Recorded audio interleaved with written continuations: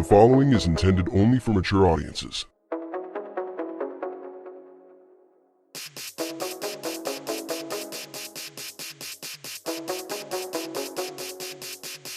Open your ears and lube up your butthole. It's time for the What Do We Call It podcast. Now, here's your host. It's Jmann.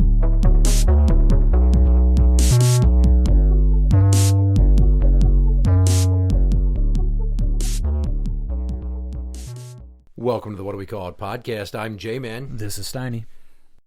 When we left off in our previous episode, the Beast had crashed her van, presumably while under the influence. She had swallowed a battery to avoid jail and instead go to the hospital. We now rejoin the story shortly after the Beast had pooped out the battery. Our daughter gets, I believe, a phone call from The Beast. a few mornings ago. And she's like, I fucked up. I did LSD.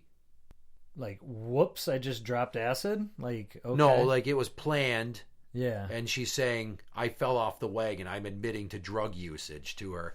But here's the thing about the conversation. She called her and asked her where she was. This is our 12-year-old. This is the one that's in and out of the hospital and is having the psych issues. Yep. And is volatile, her mental state.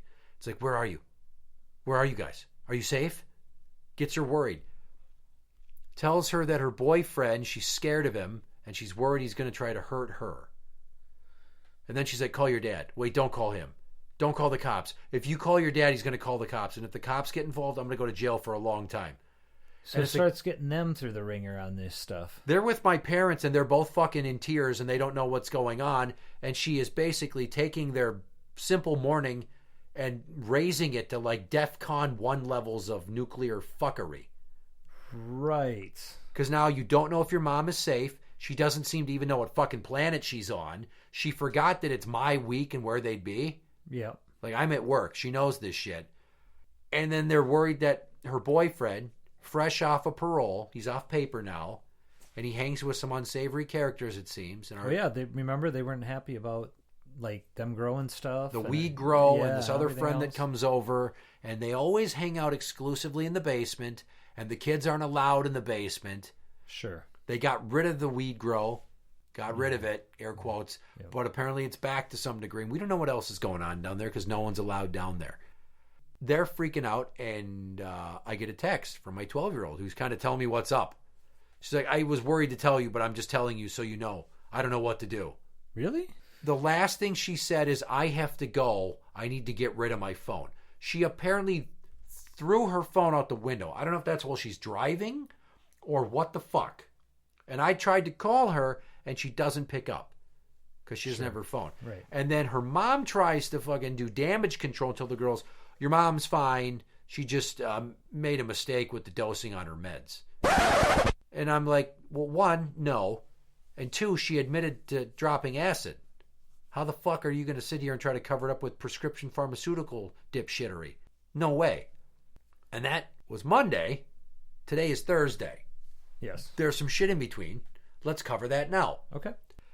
I talked to her Monday night. She's got a different phone. Her mom helped her. She hasn't been working. She has no money. She's relying on boyfriend to be her sugar daddy. It's a totally stupid situation. Her bankruptcy filing has been finalized and is going through. She's trying to sell or get rid of her house because it's in foreclosure. She wants to move, doesn't know where she's going to go. In the last week, her boyfriend and her have fought so much, and he's left like 3 times. And then come back. Yeah. Situation unstable. Right on. And, in the last few months, he's also broken her phone. Once because she turned off the camera that he mounted above her garage because she had a male friend come over to, quote, pick up some property. And she didn't want him to see it and get mad. So she turned off the camera, which then causes his mind to wander with all types of what ifs and start making accusations. And he smashed her phone.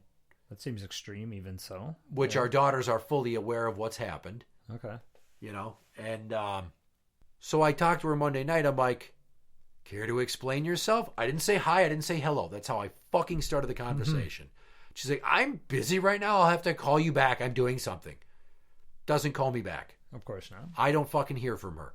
So then I am driving to work the next morning, Tuesday, And I text her and say, due to your admission of doing drugs, you are back on supervised time with our girls. Per our custody agreement, if I think she's using at any time, I ask her to take a UA. It's dirty, she pays for it, she doesn't see the kids, except supervised, Right. presumably by me. If she's clean, I have to fucking pay for it. But we've talked about how she made comments to our daughter in April about how she only goes to specific UA labs. And I'd like one where they don't watch her because she's a nervous peer, but I also think she's up to something, and I've accused her. She's like, how would I even cheat a UA? I'm like, ever seen a travel-size shampoo bottle? Yeah. You ever have somebody put their pee in it, and then you stash it in your cooch? Or in your waistband? It has to stay warm enough. It has to stay body temperature, so however she can do that. Right. And I text her this. She's like, it doesn't work that way. I'm like, actually, it fucking does. So now you need to seek out a CD evaluation and list me as a collateral contact. There will be no conversation or argument. If I have to file a motion, I fucking will. I'm going to file my own motion against you for medical neglect. We're back to this. Again, yeah. Yeah. That was in the morning. I go to work. I get to my lunch break. Somewhere's around 11:30. She finally fucking picks the phone up. She admits to using LSD. She says she's going to set up a CD eval. Okay. She's questioning the part about, supervised time. I'm like, that is why it's in there. Okay? It says no use of non-doctor prescribed mood-altering chemicals. It doesn't just say that during your parenting time. I've told you this repeatedly. You keep trying to deny it. We purposely wrote it vague to trap you so that if you use it all, I can use it against you. Not because I like to punish you, but to hold you accountable and hopefully keep you clean so you're not a piece of shit who causes more problems for our fucking daughters. And I hung up on her. Yeah, I mean, because she's going to be all strung out and then get her kids, and then, it doesn't work that way. And it's like, is LSD all she's been doing? Because she said she was going to take a UA. I'm like, no, fuck you. I didn't ask for a UA, so I'm not paying for it. She's like, well, there could be other stuff. I'm like, I don't care about the other stuff, but I do care about the other stuff, but I'm not asking you for a UA. You need to get a CD eval done and have me contacted. No ifs, ands, or buts. Okay? Sure. So if you go get that UA, I'm not paying for it. But it probably would be a good idea to have it. I don't know if she did it. Right. I really don't. But she did contact me Wednesday and say, the CD eval is either going to be later this afternoon or tomorrow, and then they'll contact you after. Okay. So she must have done it because they contacted me today. Okay. And he told me some of what she admitted. When I explained, he's like, yeah, she told me this, she told me that. He's like, well, she didn't tell me that or this. I'm like, of course not, because she's never going to give the whole truth the first go round. I'm not trying to get her in trouble by any means. This is not fun. He's like, oh, no, I am a CPS worker by day. Okay. And then I do this as a side hustle. For fun. Oh. I guess to make extra money. Yeah. So he understands. He's like, I've been in this situation before. Obviously, you're the stable parent. That's how you got custody. She's the unstable one. That's why she lost custody. Mm-hmm. And now she's got this, and you have this order, and I see how it's written. It's to hold her accountable. She has to meet this criteria. He tells me what he's thinking she needs to do. She's not enthused by it because although it does not involve inpatient treatment, it's going to take some time. Okay. And everything's in flux, and we were on these alternating weeks for the summer. We've never made it an entire summer with alternating weeks since the custody order went into effect in 22. Sure Because enough. the first year, I'm like, we're not doing that. You'll get an equivalency of days. Okay. So instead of 2 overnights a week, she had 3 or 4. Second summer, she tried it. She made it a second day and said, nope, we're going to the equivalency of days. And then I tried it again in 24, and she demanded we follow the order with the alternating weeks, and she made it 3 days, and then we ended up with an equivalency of days.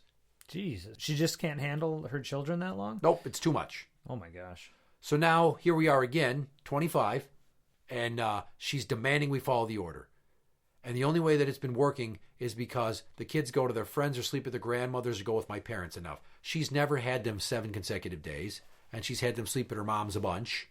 Wow. And multiple times she's asked me to take them because she's overwhelmed. Oh, really? It's frustrating, and I shouldn't have to spend my money. She's like, go ahead and file a motion. You'll be spending your money.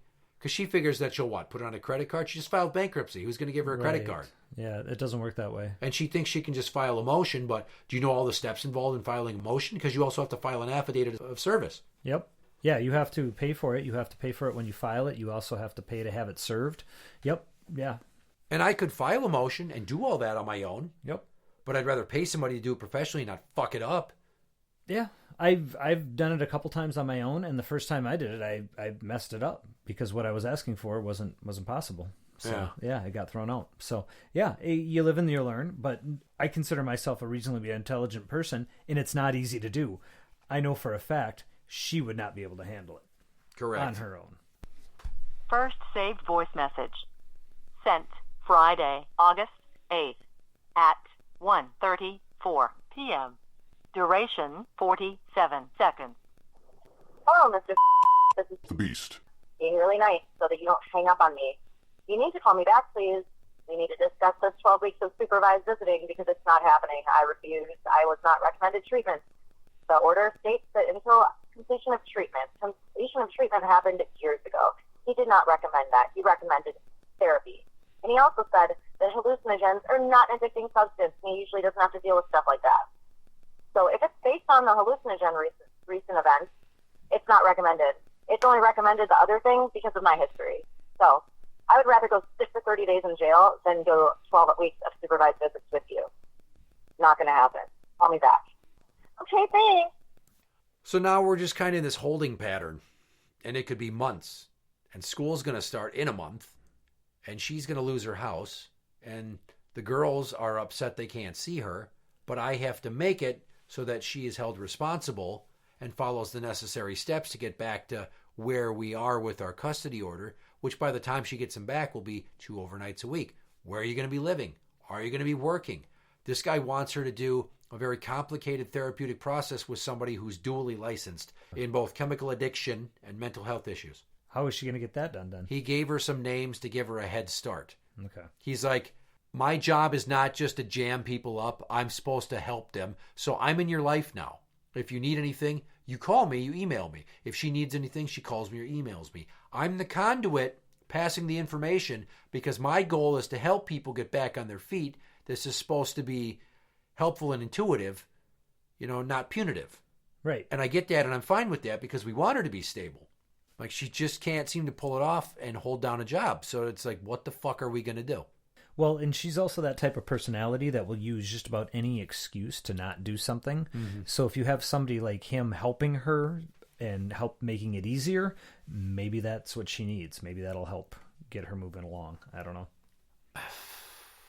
I mean, for my daughter's sake, all I can do is hope that she tries to put the pieces back together. But again, I've said to her, if you're going to lose your house, you might have to bite the bullet and crash in your mom's spare bedroom for a bit. She's like, I can't live with my mom. I'm like, it's not about wanting to. You need to. You need to get money. You need to figure out a situation. Renting is absurdly expensive with what they require for debt to income ratio and a down payment or a security deposit. Yep. And you can't do it alone. And your boyfriend and you keep breaking up. It's a volatile relationship. And anybody that's with you tries to see the good. And he's fighting the same war that I did, that Loverboy did, that Doublecock did, that any guy who's going to be with her is going to have to go through this because she's so unstable. It fucking sucks. It sounds like she's getting worse over the years. And I have an acquaintance. He used to be a friend of mine. I say used to because it's been many, many years since we've seen each other. And one of the last times he tried reaching out, I'm just like, I can't do it. I basically shut him off. But he was one who did a boatload of drugs. He was huge into the rave scene, did a ton of MDMA, did a ton of just about anything he could get his hands on, ketamine, you name it, meth for a while, everything. Burned his brain out. The guy cannot make sense of the world nowadays. Like, he is just off his rocker. And when you were explaining about the Beast and kind of her mental breakdown and the weird thought patterns, I was exactly thinking of him and how he's been devolving and degrading. Now, I haven't had him reach out in a few years now, probably 3-4 years, type of thing. And I'm fine with that. But because there was a lot of other stuff and reasons why I cut ties with him. And that became kind of the final thing because he's not even the person I know anymore. And a big thing with her, and I've tried to tell her this, I'm like, you don't understand. You get angry and you default to ideas and thought processes that are years outdated, that I've corrected you multiple times and I've explained why you're wrong, and for some reason your brain won't overwrite the information. Yeah. And you keep circling back to old shit, and it's like you're just taking blind swings on your way down to the mat for the 10 count. Any ammunition she has, and she doesn't even realize she's using old ammunition, right? She doesn't have anything new. She doesn't have anything relevant. That used to happen with my son's mom a lot too. My son! Yeah. You would set her straight, and because you weren't in a true relationship anymore, there was no reason for her to actually change her mind on what had happened. Yeah, they want to feel right rather than be right. Exactly. And it's hard to change your mind. Now, here's a revelation that I got from my daughters and from talking to the Beast, and I almost forgot about this part. She told me that the whole thing was a misunderstanding with her boyfriend. She was having a bad trip, and she was telling him she was not having a good trip. And apparently he made a sad face because he was upset because he wanted to help her feel better as they experiment with LSD. And that whatever his facial expression was, she thought was angry, and she ran out of the house because she thought he was going to kill her or hurt her. So it was all in her fucking mind. Which could be part of her mental decline, but it could also be the effing acid, right? Well, you throw LSD on top of somebody who's got a meth deteriorated brain. Doesn't meth actually burn holes in your brain? It's got to do something, because most people who are kind of burned out on it really can't seem to make the same mental connections. You know what I mean? Permanent synapse damage where things don't fire the same and these neural pathways no longer connect. And that's why you get caught like, oh yeah, like you're in this constant state of confusion, almost like a fugue state. Yeah, I could see that, especially if somebody were to smoke it, because a lot of times with huffing, some of these highs are based off of a lack of oxygen to the brain, and when you have just nothing but chemicals in your lungs, your brain isn't getting enough oxygen. So yeah, you're killing brain cells at that same point in time. Well, and she used to eat her dope. Oh, okay. She'd take the crank and wrap it in a napkin and swallow it like it was a fucking parachute it. Yeah. Okay, I've never heard that term before. Interesting. That's what we used to call it back in the day.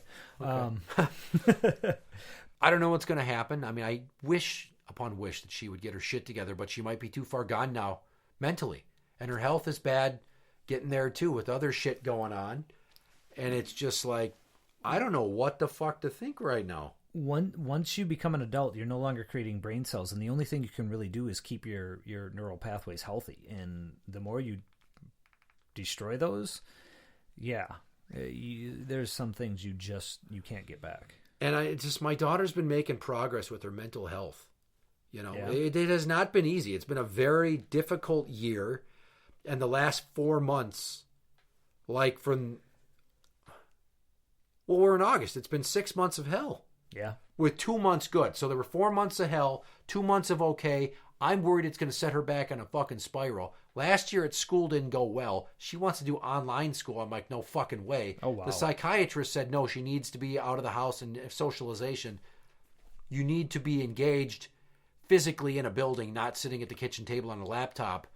And now we're 3.5 weeks shy of starting school. And if 6th grade sucked, is 7th grade going to also suck? I figured it was a bad transitional year, hoping she'll bounce back. Right. I had a tough sophomore year. Oh, sure. I got broken up with. I didn't take it right. My sister's health was failing. My mom's dad died. And that was like, I was close to my mom's parents. And that put me on the track to attempting suicide. And that whole year, I was just fucking up and down.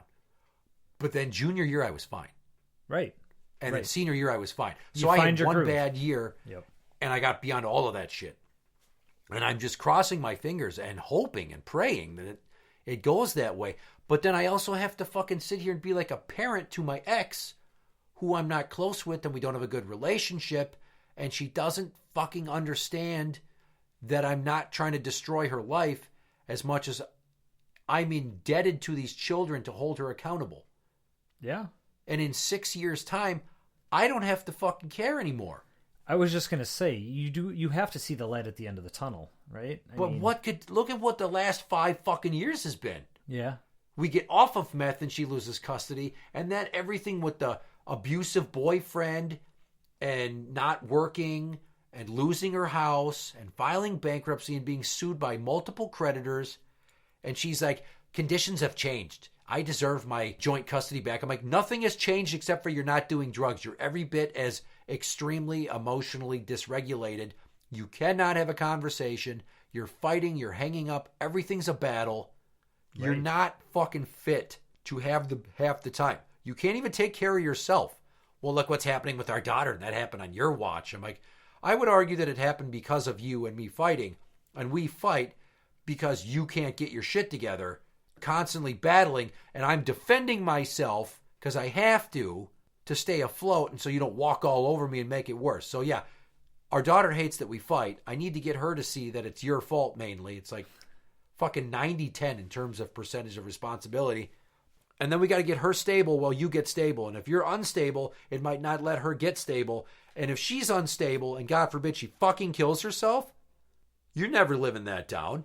In the form of, I will keep you the fuck away from our other daughter by any means necessary. And you can sit there and rot in solitude with a broken heart knowing that you contributed to that. Sure. Fucking stupid bullshit that I wish I didn't have to deal with. On top of the fact that I'm still going through a divorce that's been ugly. Find me a war that we fought as a country historically where we've got one going and another one. So basically with the overlap with Operation Iraqi Freedom and then the Afghan War, that's what I'm dealing with. Yeah. Is 2 wars on 2 fronts, and there should be an easy fix, but there's no light at the end of the tunnel because both sides think we know what's right. Well, you're on a land war in Asia. Oh my God, dude. Ugh. Interact with the show on Twitter at What Do We Call It? That is at What Do We Call It? You can find us on Facebook at facebook.com/group/What Do We Call It podcast show. For the What Do We Call It podcast, I'm Jmann. This is Steiny. And that's the end.